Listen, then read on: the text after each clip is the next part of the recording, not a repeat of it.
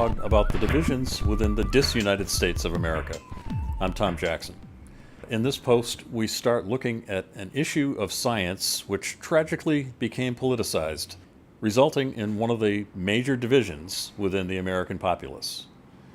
In this episode of The Great Divide, we'll be talking about climate change, but not from the perspective of trying to convince anyone who doesn't already, quote, believe in climate change, close quote, and not about technological solutions. Both of these angles have been covered ad nauseum in news stories and documentaries, some of which were produced long after the lines had been drawn between the right and the left in America on this issue. These next several vlog posts for The Great Divide will feature clips from interviews done for Still Out of Balance, a feature-length documentary that follows up on Out of Balance, ExxonMobil's impact on climate change. Still Out of Balance focuses on climate change litigation, various types of climate change actions or protests, and talking about corporate accountability, how crucial that is. But is it too late? So let's get right to it. Climate change litigation. A few cases have already been tried. Several are now in their early stages. We're going to start off hearing about how those cases have been built, not the specifics of each case so much as the foundation that has been built to support current and future cases for plaintiffs and for attorneys general. A good place to start this discussion is with the history of who knew what when. The key points, of course, are when did scientists know? Most importantly, for legal purposes, when did fossil fuel companies know? And when did our government know? Unless you've been paying close attention to the revelations that have appeared over the past few years related to this history, you may be surprised at how far back it goes. No one who I've interviewed for Still Out of Balance describes this history better than Carroll Muffett, President, CEO, and attorney at the Center for International Environmental Law, or CIEL. Let me say that CIEL has been working on climate change since the organization's very beginnings, more than a quarter century ago. And CIEL has focused its work over most of that quarter century on the international policy process, on building an effective climate treaty and making it work. And like our colleagues worldwide, we've found again and again and again that those policy processes are constantly stymied, constantly derailed by political maneuvers, many of which can be traced to industry activities. Several years ago, we began to look at what we could do to bring those industry activities not only to light, but to begin building the legal basis for for stronger legal accountability for Exxon and other oil companies. My own research on this began not with a focus on the oil companies themselves, but with a focus on what governments knew and when.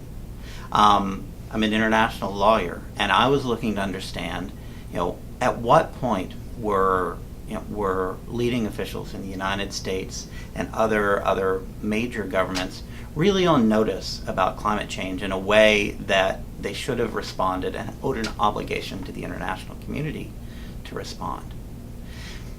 And as I looked back into those records, what I found was that you can find evidence of leading officials being aware of climate risks dating back into the 50s. But something happened as I was doing that research. In 1965, President Lyndon Johnson sent a special message to Congress that talked about how mankind was transforming the global atmosphere through the combustion of fossil fuels.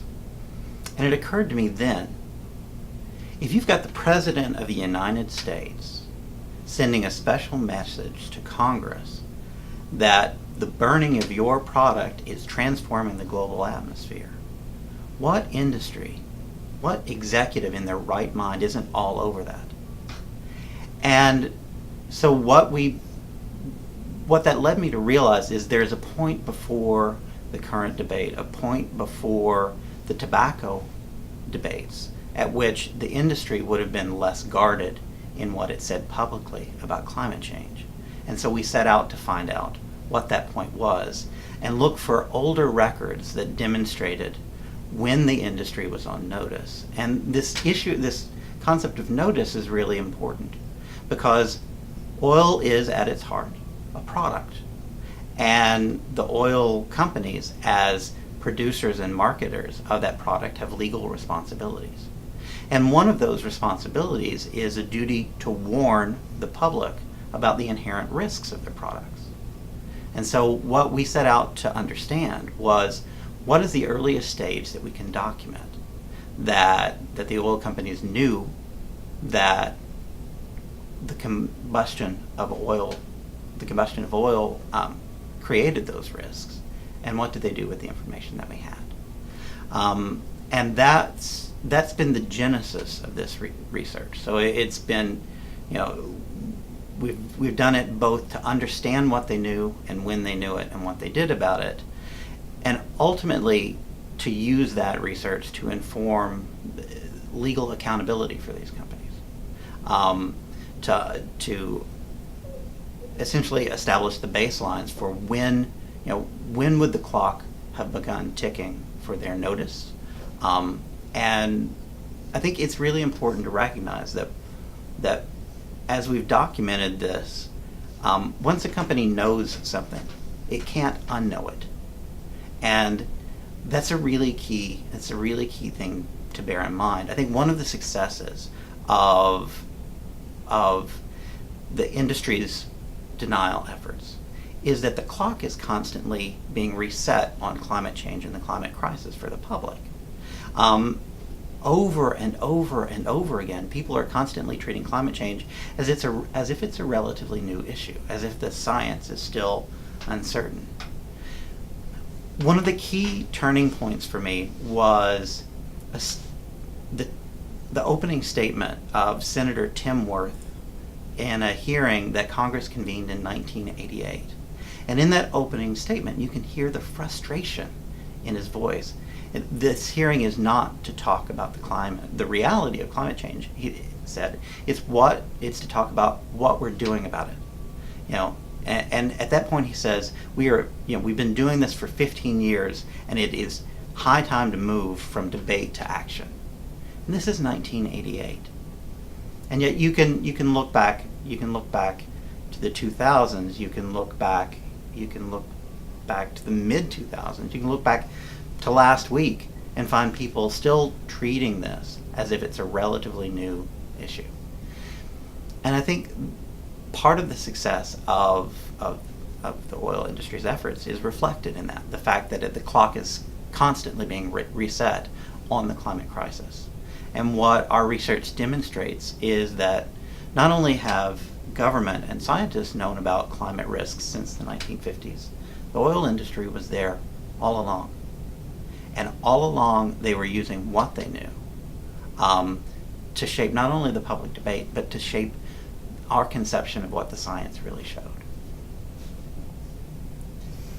Next time, Carroll Muffett will be talking about another aspect of the history of our understanding of anthropogenic climate change. For The Great Divide, I'm Tom Jackson.